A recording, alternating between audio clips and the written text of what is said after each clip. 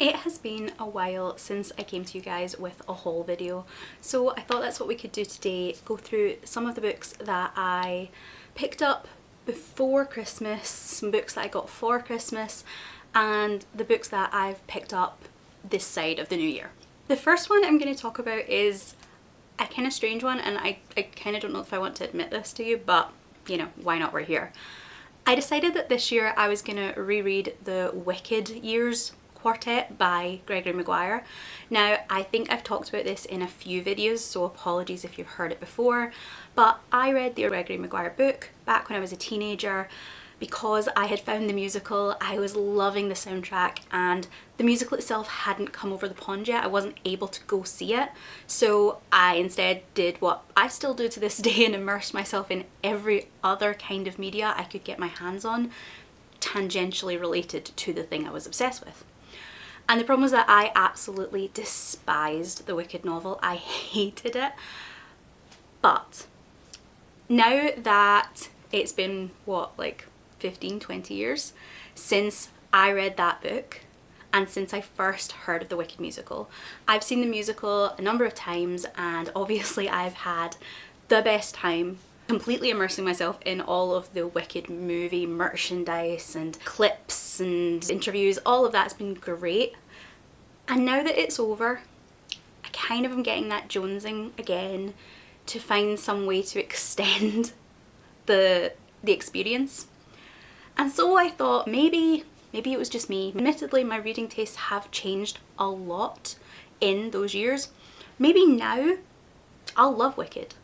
I think the problems I had with it were that it was so different from the musical. It was much slower paced, it was much more political than at the time I was comfortable reading. As a reader that now enjoys a lot more political fantasy and is willing to kind of work my way through a slower paced book, I adore morally grey characters. Maybe now Wicked is just perfect for me, and I really want to give that a go. Long story long, I decided to buy the quartet of books, because if I'm going to buy one, I'm going to buy them all. I know, that's the problem. But I decided to buy the 4 books. So we have Wicked, Son of a Witch, A Lion Among Men, and Out of Oz. And I thought I was doing a good thing. I thought I won't buy it from Amazon, I will go and buy it from a smaller seller. And this is in that betwixtmas period, between Christmas and New Year. I didn't really want to go out to the shops, and I thought, you know what? eBay has lots of small sellers on it. Either it'll come from, you know, a secondhand bookshop like World of Books, it'll come from a library resale or a small bookshop, or it'll come from someone who is having a clear out. And either way, I am reuse, recycling, whatevering. And I messed up. Because the books I bought are the Wicked books, but I think they might be some kind of off the back of a lorry version. Or at the very least, they're very badly printed. And if that's the case, then fine, but I think I might have messed up. The first one obviously is Wicked, and you can see this is the musical cover, which is fine because I don't particularly need it to be the movie cover, and actually this was the version of Wicked I originally had. The issue is, and I don't know if you'll be able to see it on camera, when you look at the back copy, it kind of looks as if someone has zoomed in on the text and then printed it. It's very fuzzy and very blurry, and it just looks like it's a photograph of the back of a book stretched out and printed on the back of this book. You'll also notice if you look at it side on, it kind of looks like the spine piece hasn't been fitted correctly and wraps around wrong, kind of cuts off part of the word Wicked when it's straight on the spine. And this kind of comes across on the other 3 books as well. So I'm not entirely sure. I think these might be some kind of, not pirated, but you know, dodgy copies. Which isn't great, but they've been bought now. So I'm gonna read them anyway. If I don't enjoy them, then that's great. They can go into either a charity shop, or they potentially could actually just go into the recycle bin. But if I do enjoy them and want to keep them on my shelves as a kind of achievement trophy, then maybe these will be ones that I do for a bookbinding video. if I put new covers on them, then the covers won't bother me. So that might be something to look out for in the future. Maybe I'll do like I did with Twilight, rebinding the book while I talk to you about my thoughts on it. So anyway, I have Wicked, Son of a Witch, also with that slightly dodgy spine, A Lion Among Men, and Out of Oz. I am really hopeful that this is going to have the full story in it. It's a lot slimmer than the copy I remember having, but it's an adventure and we'll see how it goes. So the first book I have is one that I'm not actually completely sure whether or not I talked about in my last haul video, because I bought it right on that borderline, purely based on the title and a little bit the cover, I guess. This was a real impulse buy. I know almost nothing about it, and it was bought as a I need to own it, it'll go on my shelf for, you know, potential future reading. I like to have choices. But it's been bumped up my radar again because it is potentially going to be the buddy read for Fiction Falls Readathon in August. So it does mean that I won't be reading it anytime soon, but it's also one I need to kind of keep myself aware of the fact that I own. This is Until the World Falls Down by Jordan Lind, and the reason I picked this one up is that the title reminded me of As the World Falls Down, the song from Labyrinth. I'm such a Labyrinth fangirl. I've always loved Labyrinth, so I had to pick it up no matter what.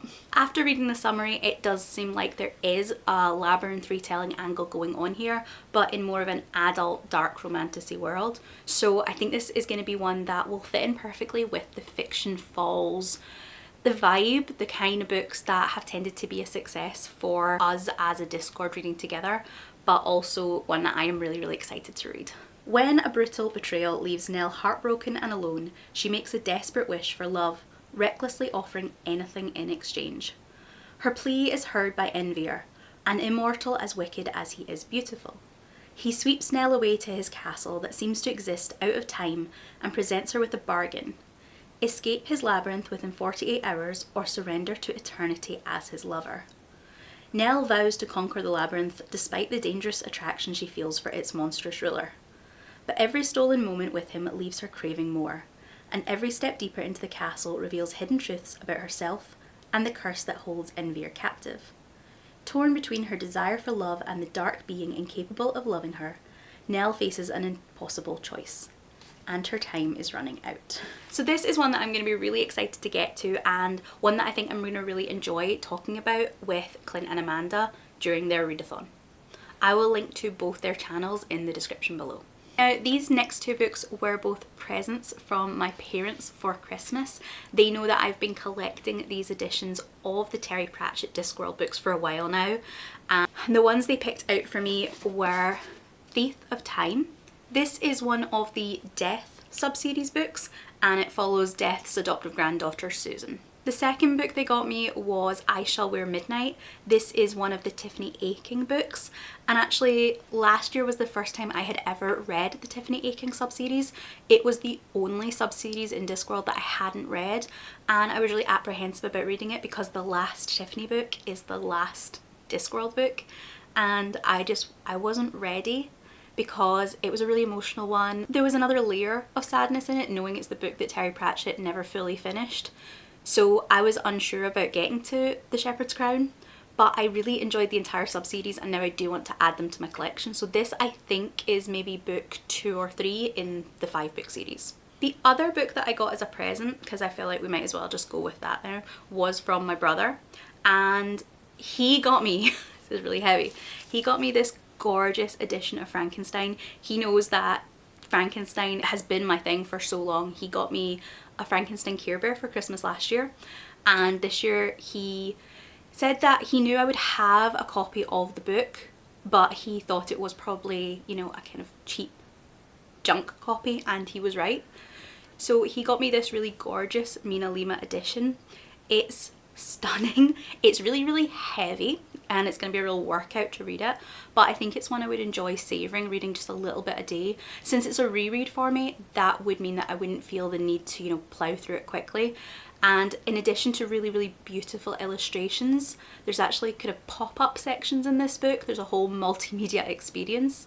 I will film a little bit and insert it as B-roll here.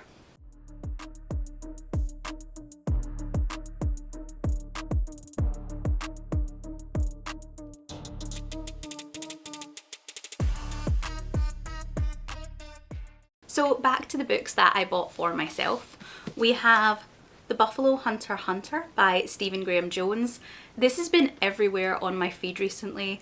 It is, as far as I'm aware, a historical horror novel that features vampires, but also looks at a lot of societal constructs, a lot of kind of social issues through that horror lens, especially to do with colonization and Native American rights. And I've heard nothing but good things. I didn't actually realise it was a vampire book when I bought it, and I love vampire books, so I'm even more excited to read it than I already was. Then there's this really gorgeous edition of When the Moon Hatched. This is one that I had kind of seen on my radar. I'd seen it around. It was very much the book of the moment there for a bit last year, but I have seen some mixed reviews. Some people saying that it was too slow, too big and too slow, and that put me off picking it up a little bit. But when I saw this edition, I just knew that I had to have it. So I've picked it up. I know it's a slower romantasy, I'm aware of that going in, so hopefully when I pick it up, I'll know to be in the mood for that, and I'll be one of the people that comes out rating it a 5-star. Then we have The Isle in the Silver Sea by Tasha Shuri. I think this might be the most recent kind of release that I've bought. This is one that has been on my Goodreads TBR shelf for 2025, pretty much all through 2025, pretty much all year. I've been anticipating this book. I am so excited to get to this one. I don't know when I'm going to get to it, and I think partly that's an issue I do have, that the more I want to read something, the more I'm worried that I have to pick the exact perfect moment to read it. And I think Win at Literary Diversions talks about that as being rainy day books. And you buy them, you're so excited for them, but you know it has to be the perfect time or it's almost a waste. And so it sits on your shelf for indefinitely. I don't want that to happen with this one, so I think I will have to try and push myself to get to it so it doesn't become put on that pedestal, but we'll see how it goes. This time last year, I would never have thought that I'd be reading as many romantasies as I am, but it's a genre that I have really, I think, started to find my footing in this year, started to find what it is that works for me in that genre. It's not everything. I'm not going to be picking up every romantasy ever written, but I think I'm starting to find my my niche. And this one is a sapphic Arthurian retelling, which really just ticks a lot of boxes for me. In an England fueled by stories, the knight and the witch are fated to fall in love and doom each other over and over, the same tale retold over hundreds of lifetimes. As they seek a way to break the cycle, a mysterious assassin begins targeting tales like theirs. To survive, the two will need to write a story stronger than the one that fate has given them. But what tale is stronger than that of the knight and the witch? Then there is The Summer War by Naomi Novik. This is one that was recommended to me by some people that tend to have the same reading taste as me. We had a group chat and every single person in it was like, read Naomi Novik's new book. I hadn't realised that it's a novella, so it's really short, which means that when I do pick it up, I'll be able to get through it really quickly. It might be one that I keep hold of for maybe some kind of competitive readathon where I want something quick but something really good and satisfying that I can get through and feel like it mattered. So this might be that. I've heard it pitched, and I don't know if this is true, but I've heard it pitched as basically a Cersei from Game of Thrones redemption story, kind of her tale. I don't know, but either way, I've read Naomi Novik in the past. I know she writes absolutely beautiful prose, so I'm hoping that this will be the one that works for me. A young witch who inadvertently curses her brother to live a life without love must find a way to undo her spell. Celia discovers her talent for magic on the day that her beloved oldest brother Argent leaves home. Furious at being left behind, she lashes out, not realising her childish angry words will suddenly become imbued with the power of prophecy, dooming him to a life without love. While Argent wanders the world, forced to seek only fame and glory instead of the love and belonging he truly desires, Celia attempts to undo the curse. Yet she cannot find the solution, until she learns the truth about the centuries-old war between her people and the Summerlings, the immortal beings holding a relentless grudge against their mortal neighbours. With the aid of her unwanted middle brother, Celia may be able to undo her eldest brother's curse and heal the lands so long torn apart by the Summer War. But what price will she have to pay? These last two I picked up purely based on the covers and the vibes, and I picked them up because they were together in the Waterstones buy one get one half price sale. I need to get those stickers off, but they're currently really annoying me, so ignore them. This is His Face the Sun by Michelle Corpora. This is an Egyptian mythology inspired story, and what really appealed to me about it was that in the blurb, which I'll read you in a second, it sounds like there's going to be an awful lot of courtly intrigue, lots of manoeuvring and backstabbing, lots of morally grey protagonists, and I'm here for that. Petra is a kingdom divided, the pharaoh is dying and his enemies are great. As rebellion grows and secrets flourish, 4 strangers must face their destinies. In the golden capital, Princess Sita is caught in a web of sensuality and deceit, a treacherous truth weighing heavy on her soul. Unbeknownst to her, Neith, a young girl haunted by prophetic blood-drenched dreams, holds the key to the royal's fate. To the south, the flames of rebellion ignite as Ray, a farmer's daughter, resists the pharaoh's oppressive rule. And, in the depth of the desert, a tomb robber called Karim stumbles upon a long-buried secret and awakens the monster within. The princess, the priestess, the rebel, the tomb robber.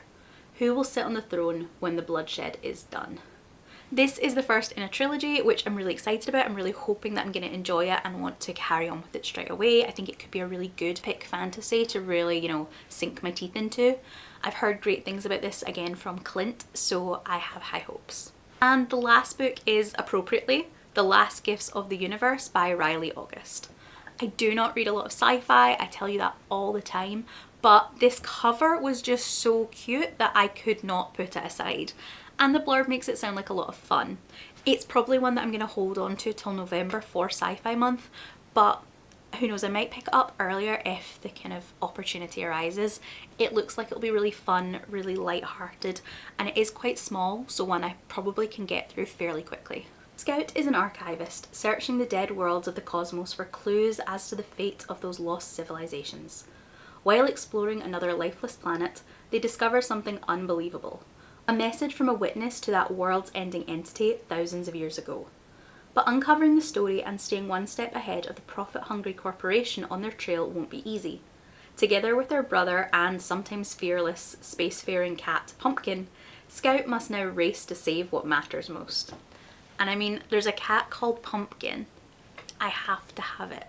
So those are all the books that I have bought in the past couple of months. There's a couple there that are gifts, and I'm gonna see how those Wicked books go. Let me know what you think. Am I just imagining things, or do they look a little bit sketch to you?